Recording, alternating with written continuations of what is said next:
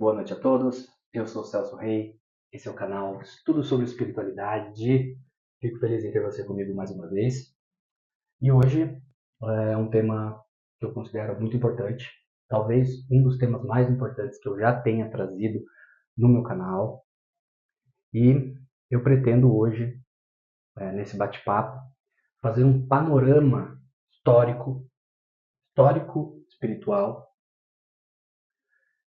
traçar as linhas que foram preparadas pela espiritualidade para nossa evolução espiritual e os protagonistas de toda essa história que vem encarnação após encarnação trazendo mensagem de luz, trazendo as boas novas, quebrando paradigmas, quebrando sistemas de crenças e buscando explicar o imutável, o eterno, o incognoscível, por assim dizer. Estou muito feliz, estou muito emocionado. Hoje, nas minhas meditações, eu recebi a visita do Preto Velho, do meu Exu, do meu, entre aspas, né? Mas que estão trabalhando comigo e que estão me ajudando nesse trabalho. E muitas das vezes eles, quando eu estou estudando alguns livros, eles vêm falar comigo, né? Olha, filho, vamos falar sobre isso. Pega aquele livro lá, pega aquele outro livro lá. E a gente vai aí traçando um panorama em busca da nossa sabedoria, da nossa evolução espiritual, porque para a gente se tornar um arcanjo, né, para a gente se tornar um espírito evoluído, nós precisamos de muito amor no coração e também de conhecimento. Né?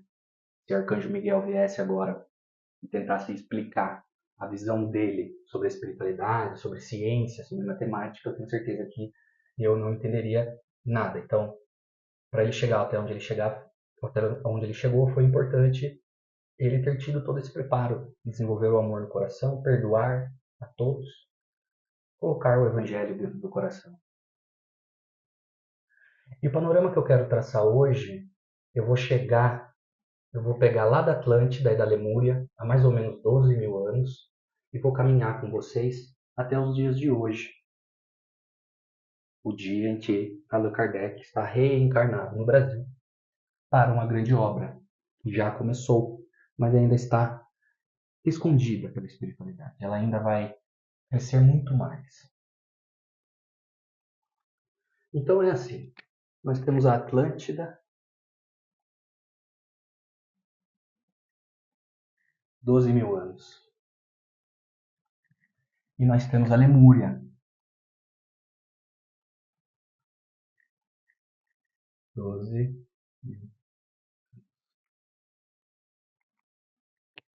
Essas civilizações foram os últimos requisitos de civilizações evoluídas que nós tivemos no planeta Terra, desde a visita dos Anunnaki, há 160 mil anos em média. Então, de 160 mil anos atrás até 12 mil anos atrás, foi sendo desenvolvido o Homo sapiens sapiens. Essas duas civilizações, a Atlântida, localizada no Oceano Atlântico, entre a costa da Califórnia e da Flórida e a África, e a Lemúria, que pegava toda aquela região da Indonésia, da Oceania até a América. Da Oceania até a América, ali, continente antártico. Como eu já falei para vocês nesse canal, e vou repetir, existiam e existem alguns espíritos que são os protagonistas, né, os responsáveis aí por ajudar a humanidade a evoluir desde muito tempo atrás. Eu já citei para vocês Akhenaton,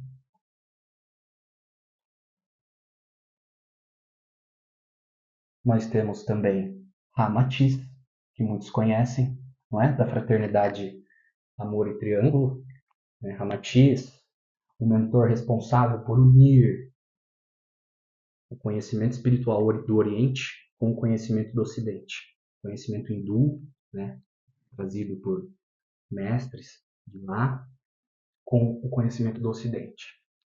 Fraternidade muito, espírito muito evoluído, também estava na Atlântida, Kenaton estava na Atlântida, Hermes Trimegisto, que muitos devem conhecer, né? Ele é conhecido como o 3 vezes iniciado do Antigo Egito, foi quem nos trouxe aí a Cabala, nos trouxe entre aspas, né? A gente vai entender hoje de onde exatamente veio esse conhecimento. Temos outros que são muito conhecidos, né? Moisés, Jesus, então, nem se fala, né? Krishna, nós temos na, na China Porri, nós temos Zoroastro, enfim, muitos mestres que já pisaram na Terra e vêm reencarnando de tempos em tempos para trazer a realidade espiritual para que a humanidade evolua, não é verdade? E nos meus estudos eu pude perceber, e isso ficou muito claro para mim, o porquê que Allan Kardec está reencarnado hoje no Brasil, e faz total sentido, eu vou explicar para vocês. Na Atlântida, 12 mil anos. Na Lemúria, 12 mil anos. Foi dito aquelas pessoas estão vindo exilados de outros planetas, capelas e outros. Vocês já vivem num mundo totalmente regenerado. No mundo não, num continente totalmente regenerado. Se vocês quiserem, vocês já podem ir habitar um mundo ditoso. E essa turma disse: prefiro ficar porque quero ajudar os meus irmãos exilados a evoluir. Tá certo? E desde então, desde a Atlântida e desde a Lemúria, eles vêm reencarnando. Tanto que, em algumas obras, como essa aqui, A Doutrina Secreta da Umbanda, nós vemos que o Hermes foi o responsável por trazer o conhecimento inicial, espiritual, iniciático, conhecimento oculto, fazer a iniciação na Lemúria. E os outros também na Atlântida. Como vocês sabem, a humanidade de exilados leva um tempo para evoluir, não é de uma encarnação a outra, então foram se passando os anos. E aí nós chegamos aqui a mais ou menos 3.300 anos. 3.300 anos antes de Cristo. O que aconteceu em 3.300 anos antes de Cristo? O Egito era o berço da civilização. O Egito era uma terra fértil, era uma terra bonita, com clima ameno, uma vegetação muito boa, né? As pessoas lá tinham condição o ano inteiro de viver bem, de se alimentar bem, era o berço cultural, o berço científico. Não é à toa que os Atlantes construíram as pirâmides lá, não é? E esse foi o lugar escolhido para receber o Grande Espírito, ou como vocês quiserem chamar, Micael, ou Sananda, ou Jesus. O Egito, há 3.300 anos, era o lugar escolhido para receber o espírito mais evoluído que já pisou no planeta Terra, Jesus. E qual foi a programação? O que a espiritualidade superior preparou? Bom, como vocês sabem, da Atlântida até 3.300 anos antes de Egito, culturalmente falando, a humanidade se perdeu muito. O que eu quero dizer? Todos aqueles conteúdos iniciais, aqueles conhecimentos ocultos trazidos nessas duas regiões que eram totalmente regeneradas foram se perdendo com o tempo. Por quê? Porque a maioria esmagadora da população que foi encarnando vinha de outros orbes, por serem exiladas. Então elas tinham os vícios da carne e as paixões inferiores muito exacerbadas. Então era difícil para eles conceberem um Deus abstrato. No Antigo Egito você tinha os sacerdotes de Amon, uma casta religiosa totalmente corrupta, interesseira, materialista e que adorava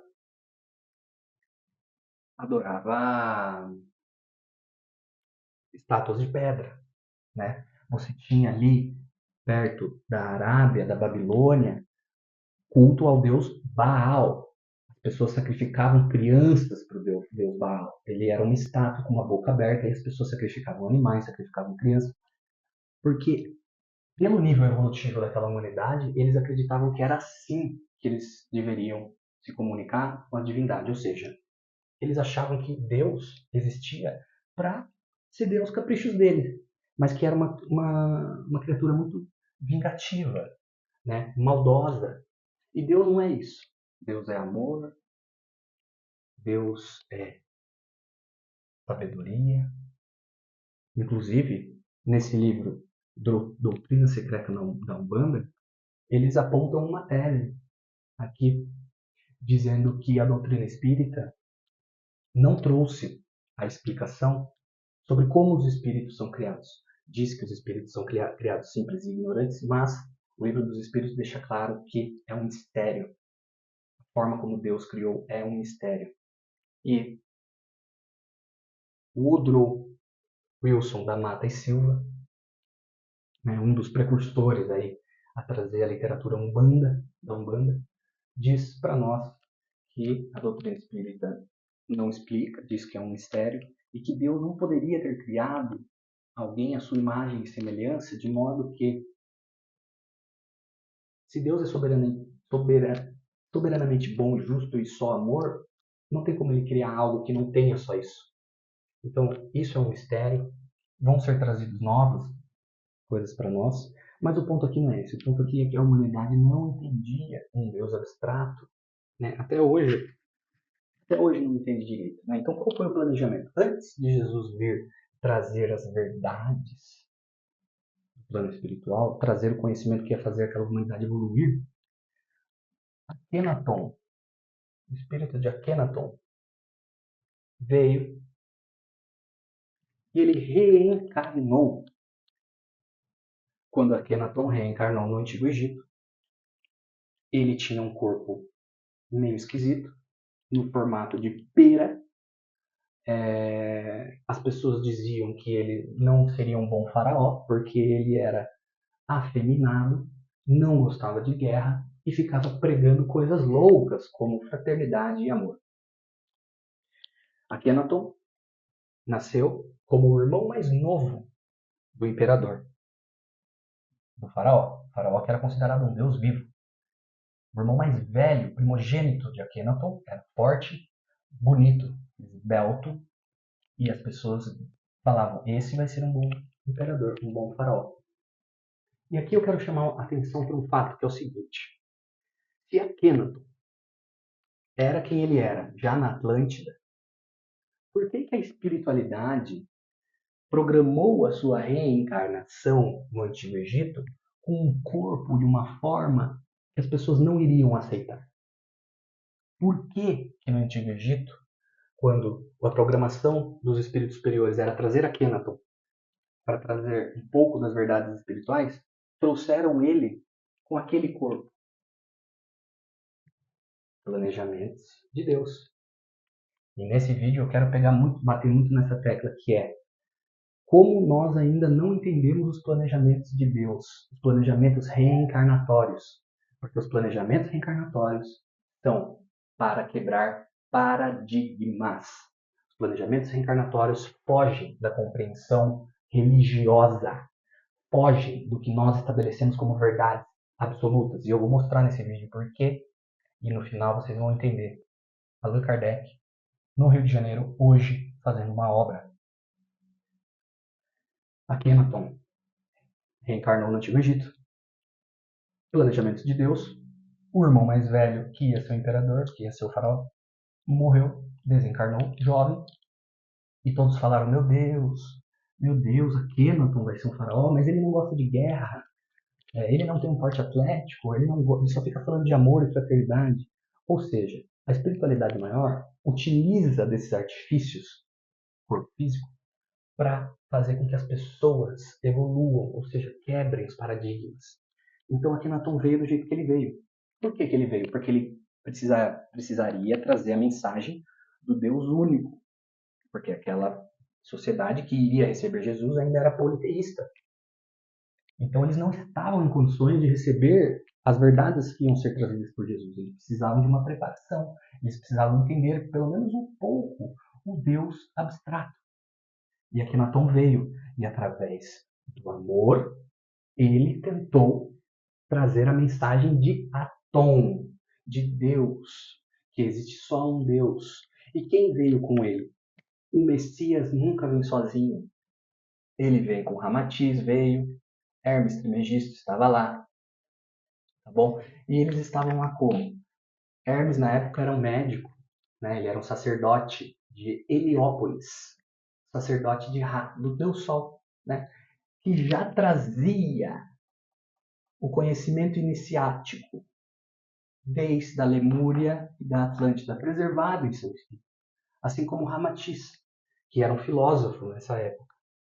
Ramatiz trabalhou em grandes bibliotecas, bibliotecas da Alexandria, só que, infelizmente, muitas coisas foram destruídas. Então, esse pessoal estava aqui há 3.300 anos porque eles decidiram não ir embora quando os exilados vieram. Eles decidiram ficar e ajudar. E como que Akhenaton foi recebido? Como um deus fraco, como um imperador fraco, um faraó fraco, afeminado, que só fala de amor e fraternidade. Akhenaton abandonou a capital Tebas e fundou uma outra cidade, a cidade de Akhetaton. E lá, ele e os outros espíritos decidiram cultuar um só Deus, e aquela civilização, aquela cidade avançou muito em conhecimento. O tempo deles era dedicado à evolução espiritual. Eles conversavam, eles traziam filósofos e pensadores de diversas partes do mundo. Lá era um epicentro cultural. Porém, Tebas, que era a antiga capital do Egito, era dominada pelos sacerdotes de Amon, os remanescentes capelinos mais rebeldes.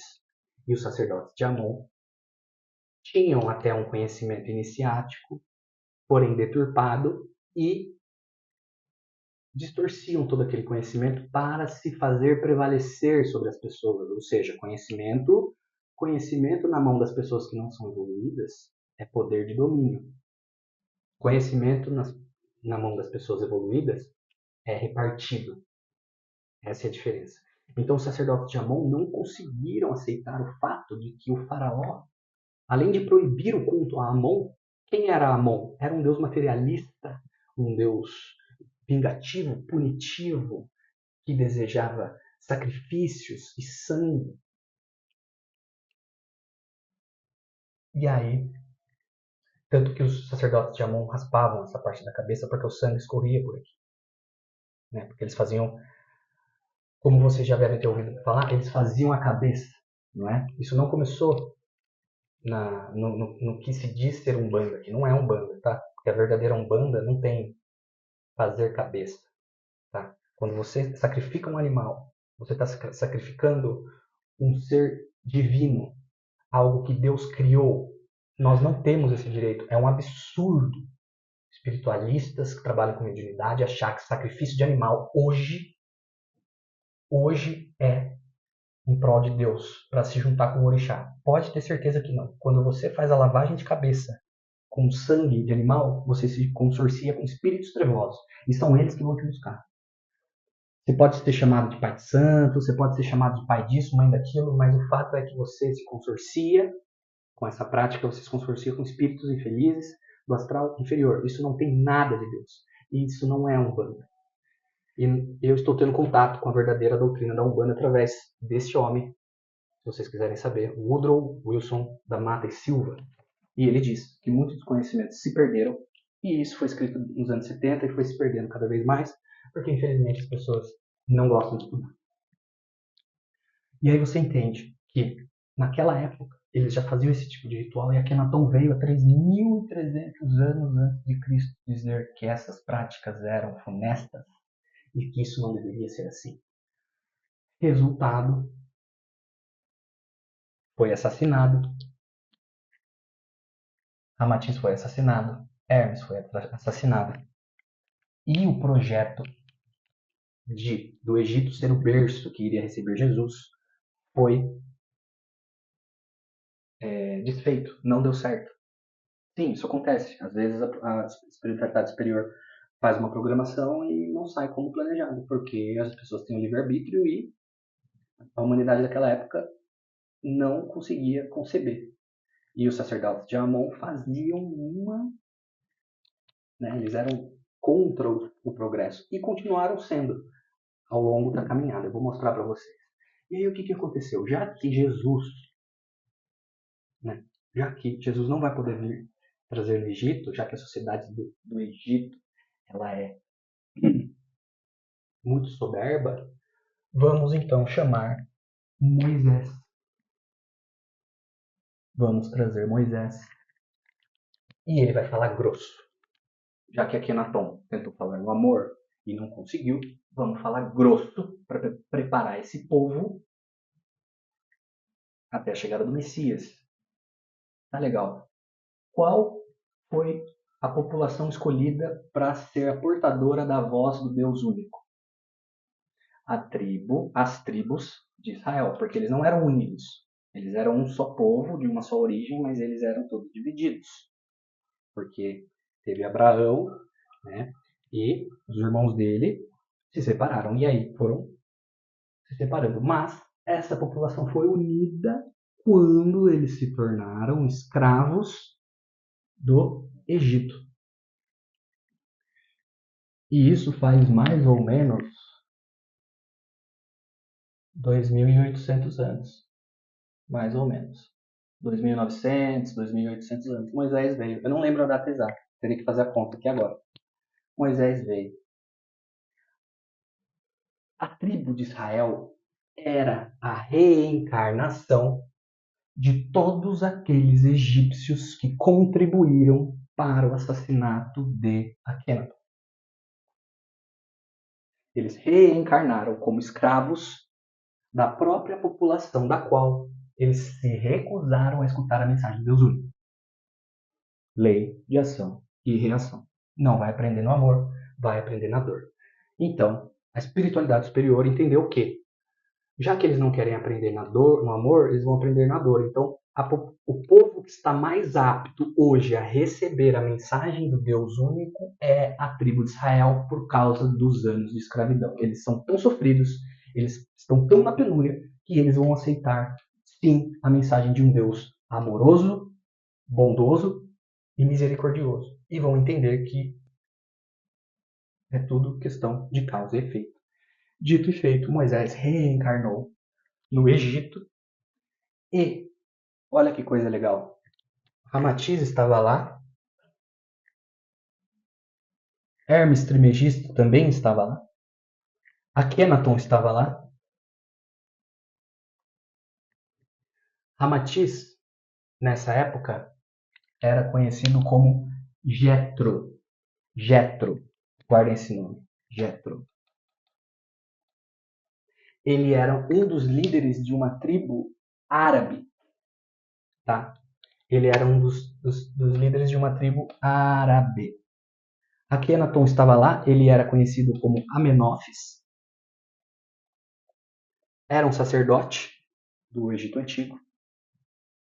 E o Hermes estava lá, ele era Enoque. Enoque. Ah, Enoque? Ah, o livro secreto de Enoque. Ah, Hermes.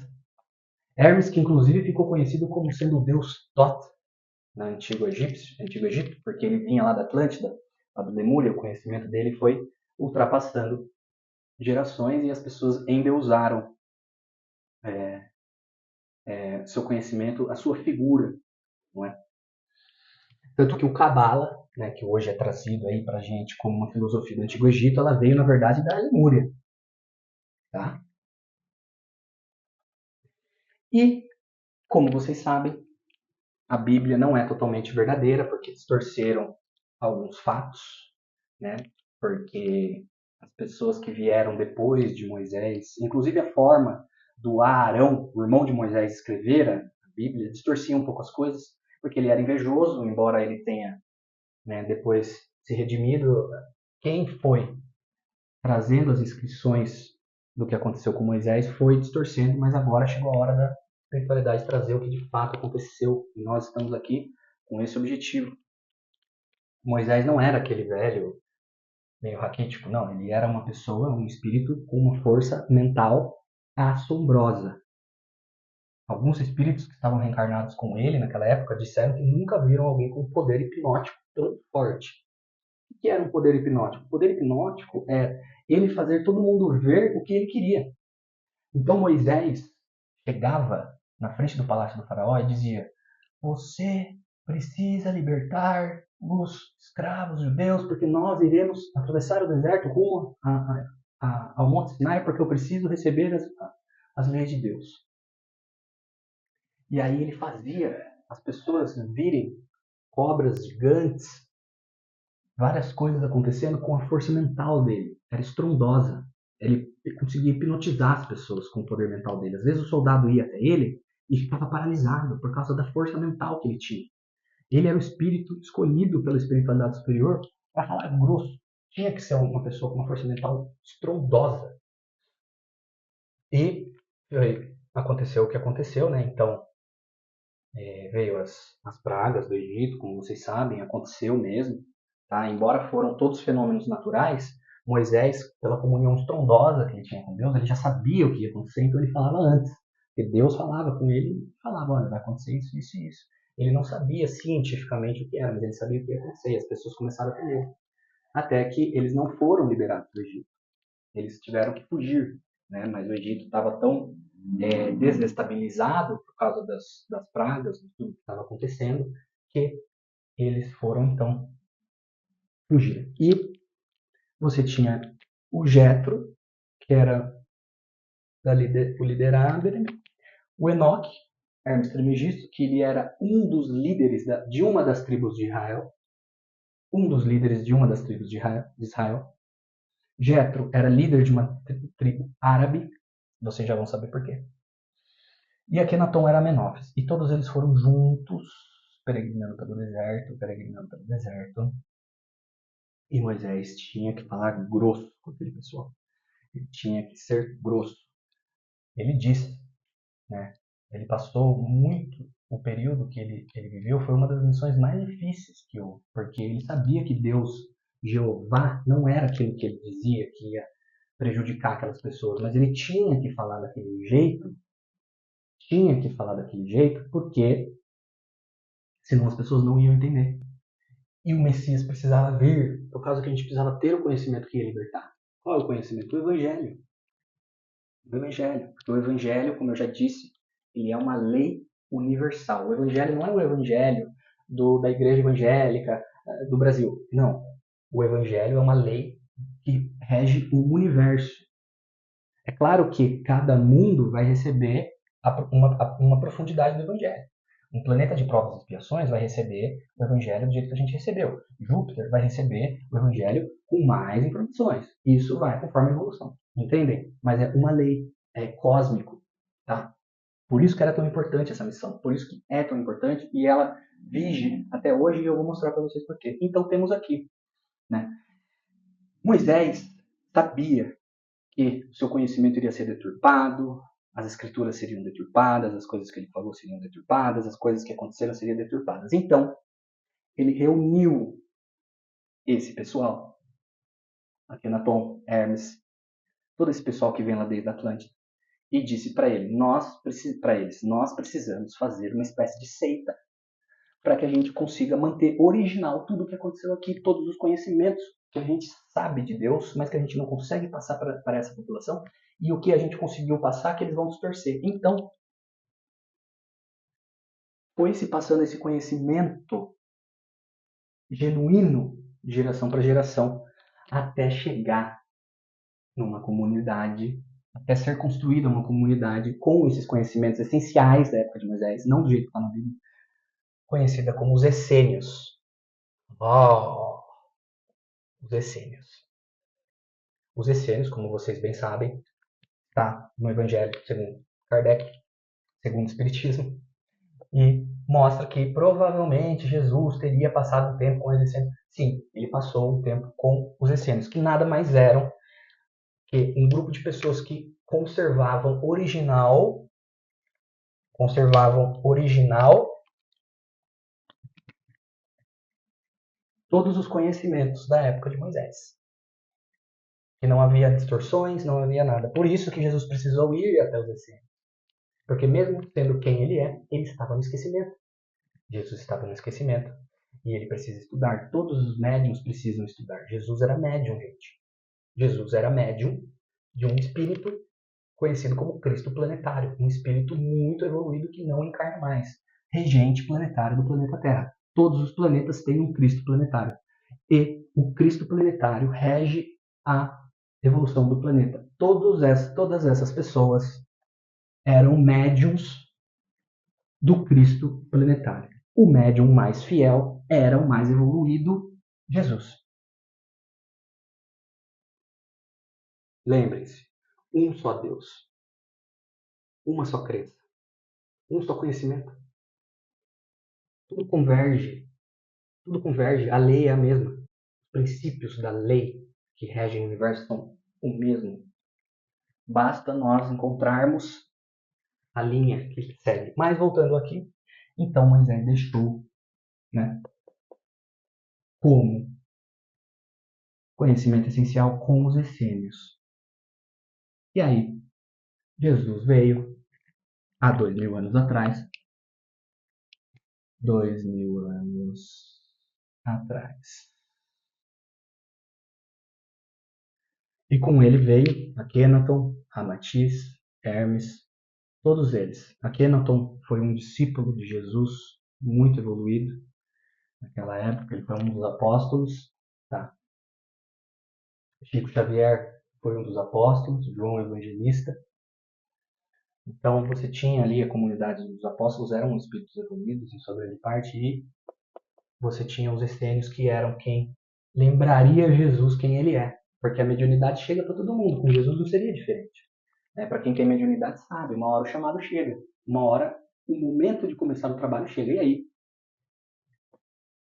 ele ficou lá, né, com os essênios aprendendo para voltar e realizar a sua missão, estudando todo o conhecimento que veio sendo trazido aqui da Atlântida, da Lemúria, lembrando que Jesus também viveu na Atlântida.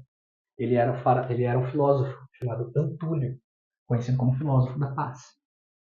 Viveu aqui e as coisas foram caminhando. Jesus teve a sua missão, essa aqui eu não preciso exemplificar muito, né? Mas o fato é que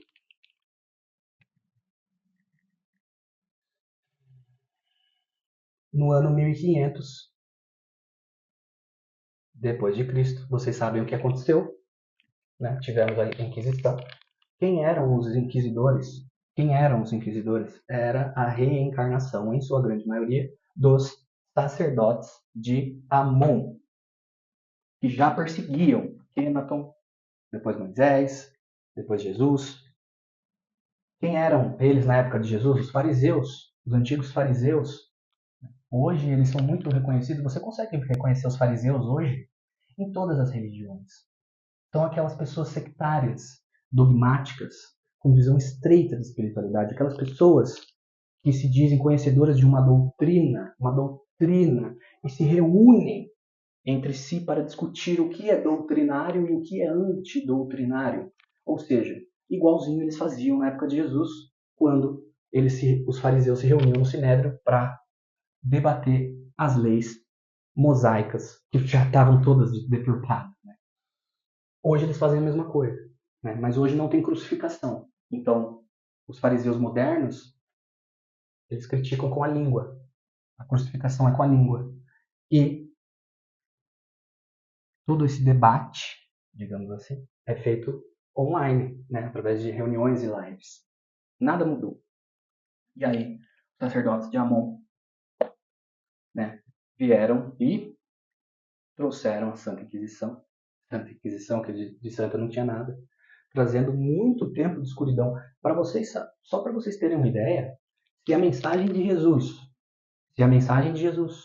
tivesse sido recebida com braços abertos, se a mensagem de Jesus tivesse sido recebida por uma humanidade que tem mente aberta, boa vontade e honestidade, no ano de 300 depois de Jesus, nós já teríamos computadores no planeta Terra.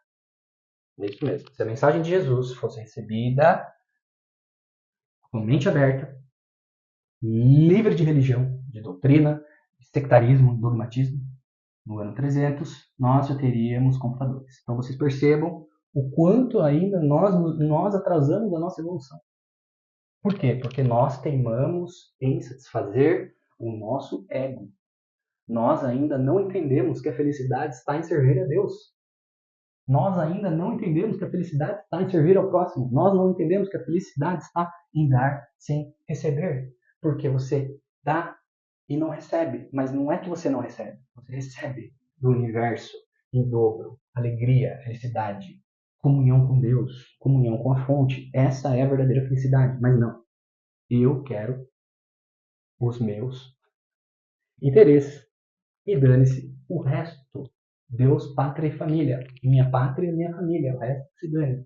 Quando, na verdade, devia ser Deus, nós e o universo. Esse deveria ser o lema. Não é Deus, pátria e família. É Deus, nós, todos e o universo.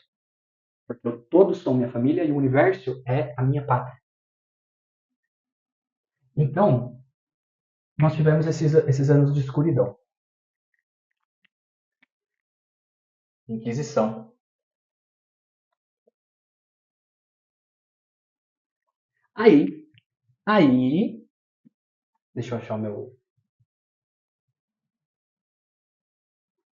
apagador.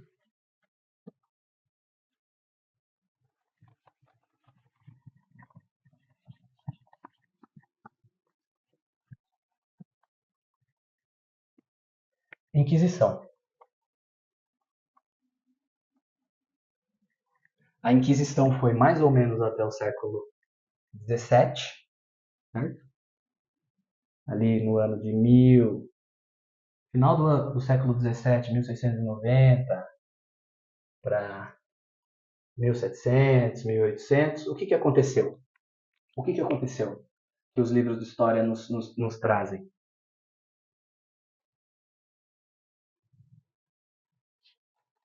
O Iluminismo. Iluminismo. Exatamente.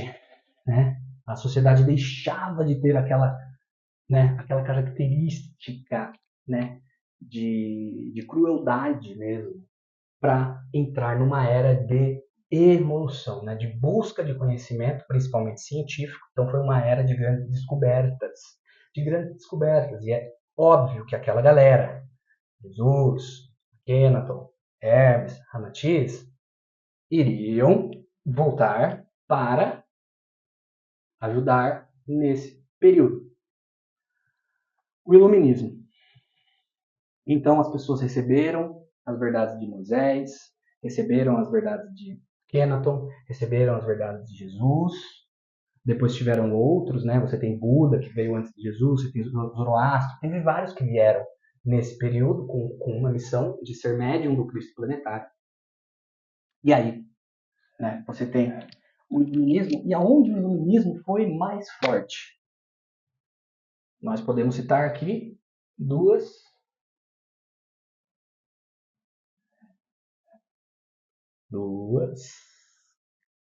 regiões, a França e a Alemanha. Então, a espiritualidade superior pensou, bom, eles estão se abrindo a novos conhecimentos, eles estão saindo daquela teocracia doentia, chegou a hora de nós trazermos coisas novas. Então, chamaram Akhenaton. Vamos dar mais um passo rumo ao entendimento espiritual. O que nós vamos fazer? Nós vamos reencarnar e falar para eles sobre a doutrina dos espíritos. Ou seja, nós vamos codificar, sistematizar tudo aquilo lá que eles achavam que era coisa de bruxa, que era coisa que tinha que morrer na fogueira, que era pacto com o diabo, que era feitiçaria, superstição. Nós vamos trazer a luz da razão. Nós estamos tentando fazer isso desde a Atlântida. Vamos ver se agora nós conseguimos. Então, Lembram que Akhenaton reencarnou no Antigo Egito com aquele corpinho, daquele jeito, né? Que ninguém sabia por quê? Porque era para quebrar paradigmas. Onde seria um bom lugar para o espírito de Akhenaton, que se chama Rhiannon Erenai, encarnar e trazer o conhecimento espiritual? Num dos berços do iluminismo. França. Mas a espiritualidade pensou mais. Ela disse, bom, Akhenaton é um espírito que tem uma comunhão estrondosa com Deus. Ele tem uma comunhão estrondosa com Deus. Então, só que para esse trabalho, nós precisamos de uma pessoa que não tenha tanta conexão com Deus assim, ou pelo menos não saiba que tem. Nós precisamos de uma pessoa que tenha uma programação encarnatória sendo cética. É isso mesmo que vocês entenderam. É isso mesmo que vocês ouviram. Nós precisamos que você reencarne, mas nessa encarnação nós vamos trancar no seu corpo mental essa ligação com a espiritualidade que você tem para que você viva uma encarnação cética. Pois é. Quebra de paradigmas. Quebra de paradigmas. Era necessário que o codificador da doutrina espírita, embora fosse um espírito super evoluído, tivesse uma super comunhão com Deus, senão ele não faria aquele trabalho, fosse cético, porque se ele fosse uma pessoa que tivesse um contato espiritual muito grande, quando ele começasse a trazer os conhecimentos espirituais, as pessoas iam dizer, esse aí vive no mundo da lua. Não iriam dar crédito para o que ele falava. Então, como que a espiritualidade trouxe Akhenaton? Cético. Professor de uma das cidades onde o conhecimento cultural borbulhava, baixinho, mirradinho, não precisava ser bonito, porque, na verdade, ele precisava escrever, não precisava tirar foto, né? Então, como tinha que ser tranca no corpo mental dele aquela espiritualidade toda. Isso acontece, tá bom, gente? Ó, mais uma quebra de paradigmas pra gente entender. Tem espíritos que têm comunhão enorme com Deus e tem programações encarnatórias em que eles são céticos, para eles terem essa experiência. Você vê como que a espiritualidade superior ela está 3 passos à frente? Enquanto a gente está aqui, né?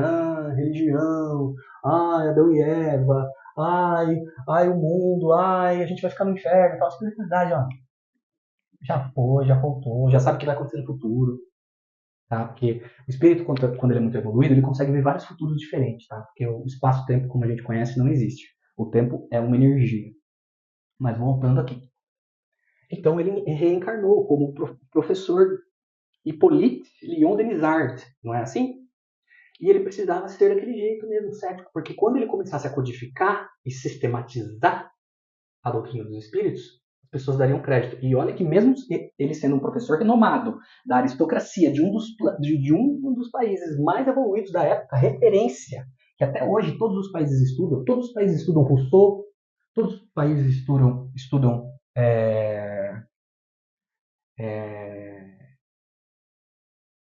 vários pensadores, Les Paul, Pascal, né? De onde eles vieram? Todos da França. Então, foi ali que Akhenaton veio.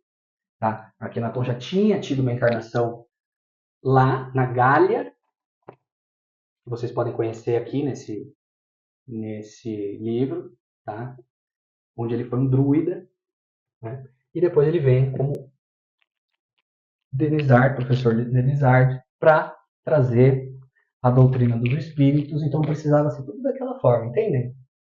Doutrina dos espíritos.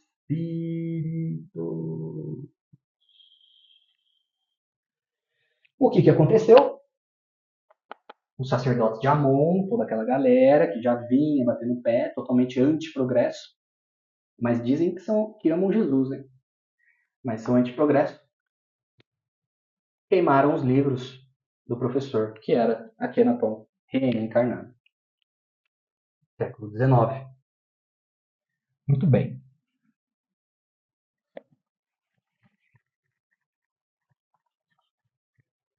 E aí, a gente entra no século XX, dia de hoje. Nos dias de hoje, o que está acontecendo hoje? Período de transição planetária. Sim, estamos no auge aí no terceiro milênio. Estamos no auge do terceiro milênio, já faz 2.000 anos que Jesus veio. O planeta vai evoluir, Gaia vai evoluir, vai passar de patamar. Então, o que a espiritualidade fez, observando o que está acontecendo hoje, principalmente no meio religioso, né, que pouca coisa mudou. Né? Hoje, por exemplo, você tem aí na doutrina espírita muitos católicos inquisidores reencarnados, né, demonstrando o seu jeito de ser, irmãos de fé brigando um contra o outro, né, os conhecimentos espirituais totalmente deturpados, né? A transição planetária pede, a nova era precisa da união de todos, precisa da união das religiões, a nova era precisa da religião unida. E o que a gente vê não é isso, muito pelo contrário, a gente vê irmãos de fé brigando com outros, pessoas fazendo da mediunidade negócio, querendo enriquecer, querendo voz de comando, pessoas em centros espíritas, em terreiros de umbanda e igrejas evangélicas querendo cargo. Então, quem que a gente vai mandar de novo, mais uma vez? Allan Kardec, que já vem desde a Atlântida. Mas, lembram-se das programações reencarnatórias? Das quebras de paradigmas? Então, hoje nós temos YouTube. Hoje nós temos a internet. Nós temos veículos de comunicação, de áudio e vídeo, coisas que não tínhamos na época do professor Denizarte. Então, vamos trazer o espírito de Rian Derenenai aqui na Toa num corpo forte, que chame a atenção, bonito, com uma voz boa. Por quê? Porque agora ele não vai ficar em quatro paredes escrevendo à luz de vela. Agora ele vai falar assim. E é por isso que cada vez mais os espíritos evoluídos que forem encarnando aqui vão falar assim com vocês, no YouTube, falando para vocês quem são. Você tem Eurípides Barçanufo que vai vir, Joana de Ângeles já veio, Emanuel já veio, Lúcio, né? Você tem Siddhartha Gautama vai voltar, vai reencarnar. Sim, por que não? É claro que virão, gente. Eles estão fazendo parte de todo o processo evolutivo do planeta. Vocês acham que agora, no ápice da transição planetária, essas pessoas não virão? É óbvio que virão. Ramatiz está desencarnado. Chico Xavier está desencarnado. Chico Xavier não é Allan Kardec, como vocês acreditam. O espírito de Chico Xavier chama Órion. Ele está desencarnado. Emmanuel reencarnou. Então, é mais do que lógico que nesse período de ápice transaplanetária todos eles venham, tá? Então Allan Kardec está reencarnado. E aonde que iria reencarnar hoje? Na pátria do Evangelho. O Brasil foi o país escolhido para ser a pátria do Evangelho. O Brasil vai ser o berço cultural e espiritual da nova era. Eu sei que hoje pode parecer um pouco difícil de acreditar do jeito que as coisas estão, mas tenham certeza, o Brasil é a terra para ser o berço do Evangelho. Então, eles vão vindo, e muitos estão vindo para cá. Então, ele veio. O nome dele hoje é Pedro Augusto. Vocês podem procurá-lo no YouTube. Né? Então, a espiritualidade, mais uma vez, programa a vinda desses espíritos aí que estão ajudando a nossa evolução desde lá Atlântida, que está antes. Né? Vamos dizer aí, há mais ou menos 160 mil anos da vinda, quando os Anunnakis vieram. Porque não se engane, a história contada pelos sumérios nas tábuas são verdadeiras. Os sumérios, os egípcios, caldônios, babilônios, todos eles têm mistérios que a humanidade hoje não consegue entender. Por quê? Porque eles tinham conhecimento inicial da Atlântida e da Lemúria. Então, a espiritualidade vem trabalhando mais uma vez para que as pessoas se unam, independente da religião, independente de doutrina. Porque nenhuma religião tem todas as respostas. Todas elas levam a Deus, todas elas são maravilhosas, mas nenhuma delas tem todas as respostas. Não é possível achar que todas as respostas estão contidas em Pentateuco. Isso é o que os fariseus achavam. E olha como eles foram responsáveis por crucificar o Messias. Porque para eles, toda a verdade do universo estava no Pentateuco mosaico. E foram reencarnando, e foram reencarnando, e foram reencarnando. E aí na Inquisição, quando vem uma outra verdade, né? Eu não aceito, vamos queimar os livros, vamos queimar os livros. Aí Deus faz o quê? Já que você foi contra o progresso, você vai reencarnar agora numa doutrina que traz o progresso, a doutrina espírita. Mas o jeitinho de ser católico, inquisidor, fariseu, sectarista, não muda do dia para a noite. Então muitos acham que toda a verdade do universo está contida em 5 livros. Isso é um tapa na cara de Deus. Né? Achar que todo o conhecimento do universo está num livro com 1000 perguntinhas básicas é um tapa na cara de Deus. Ou, quiçá, num livro, né? Ou no apanhado de livros, que é a Bíblia. É preciso expandir a consciência. A gente tem que expandir a consciência, nós precisamos aceitar o novo. Nós precisamos aceitar os enviados que virão. Pedro é um deles. Ele está sendo escorraçado na internet. Ele está sendo humilhado, ele está sendo crucificado pela língua. Os doutores da lei da época estão indo contra as coisas que ele fala, não acreditando nas coisas novas que ele está trazendo, porque sim, traz coisas novas porque está no espírito.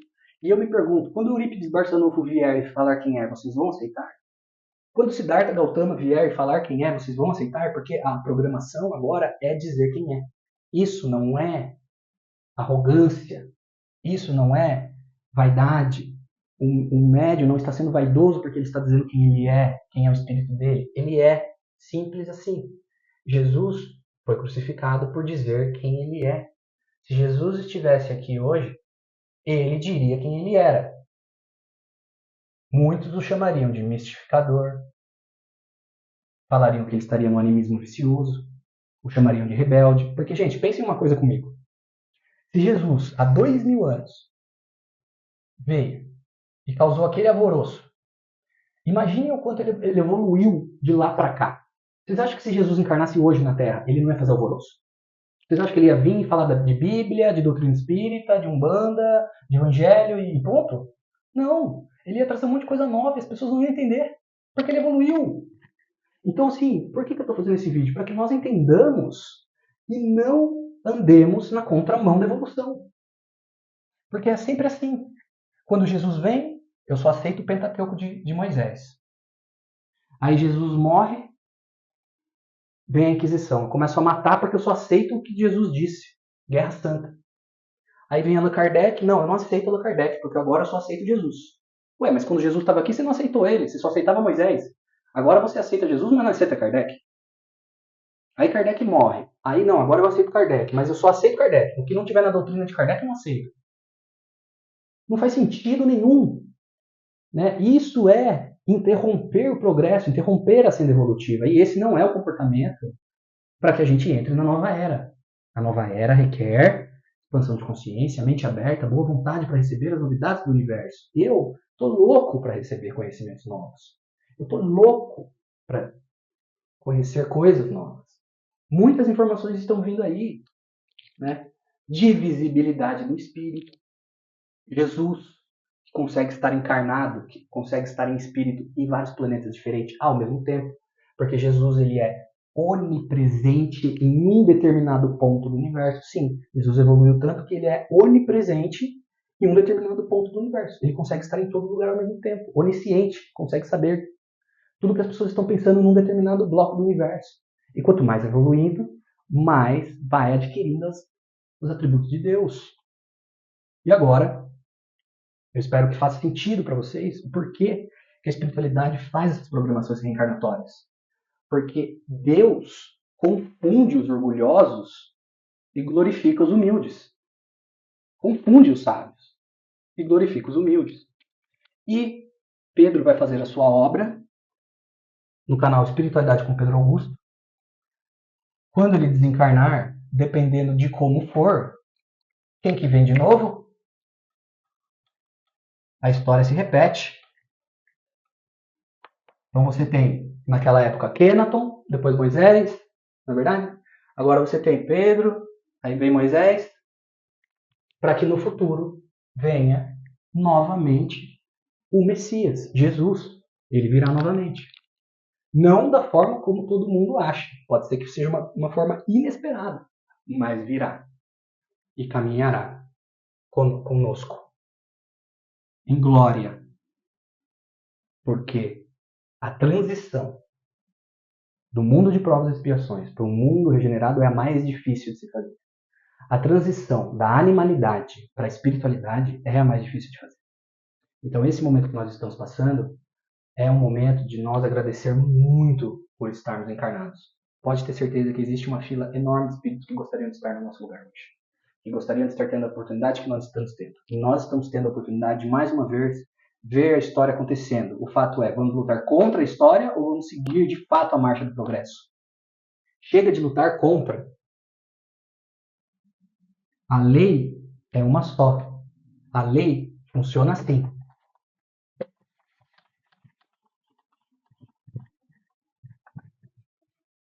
Você tem uma lei. E você tem uma lei de Deus. Ó. Lei de Deus. O nosso papel enquanto criaturas é nos harmonizarmos com a lei. Então, o nosso papel é nos harmonizarmos com a lei. Harmonia com a lei. Quando nós lutamos contra o progresso, ou quando nós fechamos a nossa mente para o que é novo, ou para as verdades divinas, nós estamos nos desarmonizando com a lei do progresso. Nós vamos nos desarmonizando com a lei e nos afastamos dessa harmonia. O universo, um dos princípios trazidos no Cabala pelo Hermes Trismegisto é o princípio do ritmo. Princípio do ritmo. Princípio do ritmo. O que o princípio do ritmo nos diz? O que o princípio do ritmo nos diz? Tudo tem fluxo e refluxo. Tudo tem suas marés. Tudo sobe e desce. Tudo se manifesta por oscilações compensadas. Compensadas. A medida do movimento à direita é a medida do movimento à esquerda. Essa é a lei da compensação. Então, quando você se desarmoniza com uma lei à esquerda, você precisa se reharmonizar com ela para compensar essa falta. Através do quê?